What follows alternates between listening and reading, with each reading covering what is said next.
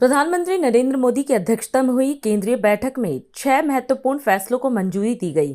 केंद्रीय मंत्री अश्विनी वैष्णव ने बताया कि सरकार ने पश्चिम एशिया संकट के बीच एयरलाइंस के लिए एटीएफ की कीमतें स्थिर रखने हेतु ऑयल मार्केटिंग कंपनियों को 10,000 करोड़ रुपए की सहायता देने का फैसला किया है।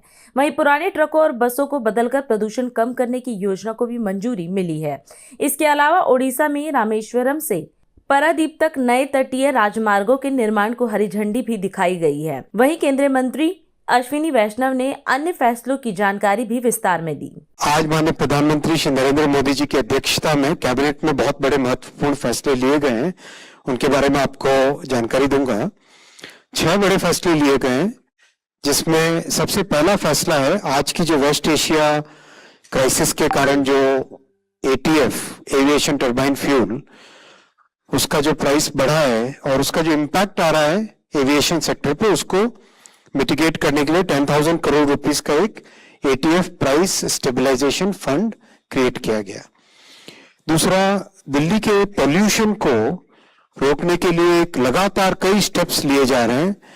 उन स्टेप्स में एक बहुत बड़ा निर्णय लिया गया कि जो 40% कॉन्ट्रीब्यूशन है पार्टिकुलेट मटेरियल का, वो ट्रांसपोर्टेशन सेक्टर के कारण आता है, और उस ट्रांसपोर्टेशन में जो सबसे बड़ा कंट्रीब्यूटर है हेवी ट्रक्स और बसेस, उनको रिप्लेस करने का, पुराने ट्रकों और बसों को रिप्लेस करने का इसमें फैसला लिया गया है।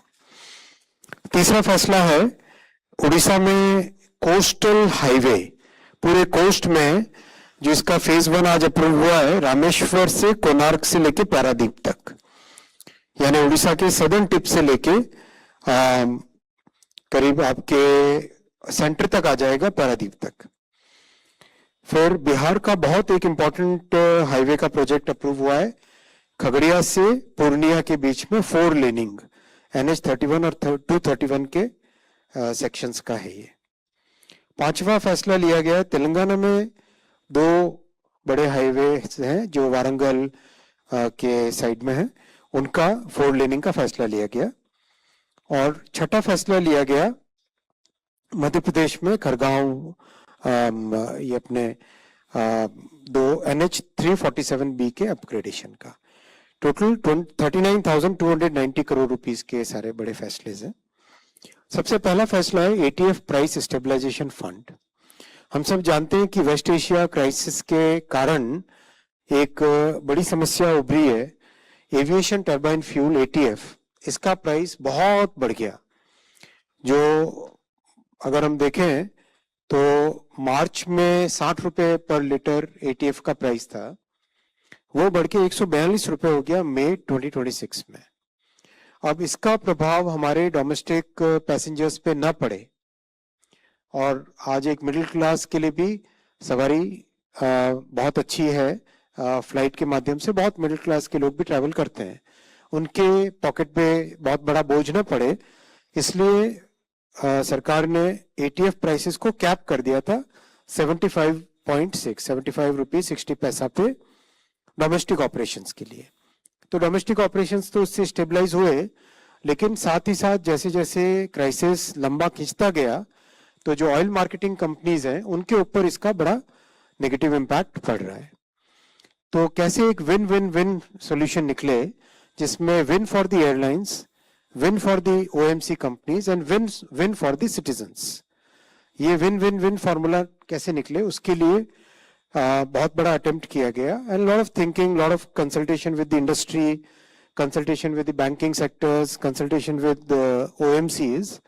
Finally, the solution which has come out is a ATF price stabilization fund.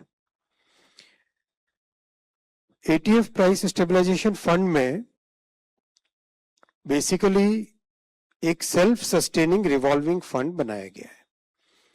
Self sustaining revolving fund के माध्यम से ATF price for the airline carriers who want to participate in this, उनको एक स्टेबल एटीएफ प्राइस अभी current crisis के दौरान मिलेगा, और जब क्राइसिस फिनिश हो जाए तब उसका एक रीइंबर्समेंट और रिटर्न का भी मैकेनिज्म इसमें क्रिएट किया गया है।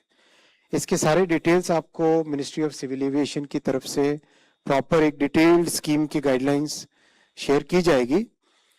मैं आपको नेट इसका बताना चाहता हूं कि इससे हमारे एंटायर एविएशन सेक्टर में करीब 70 लाख से अधिक जो जॉब्स हैं जिनके ऊपर इम्पैक्ट पड़ना आरंभ होने लगा था because of the stress in the sector, वो इससे सिग्निफिकेंटली मिटिगेट होगा। आज हम इस कार्यक्रम में आपसे विदा लेते हैं। आप अन्य खबरों के लिए बने रहे। राष्ट्र सर्वप्रथम, वंदे मातरम, जाग उठा है भारत। राष्ट्र सर्वप्रथम।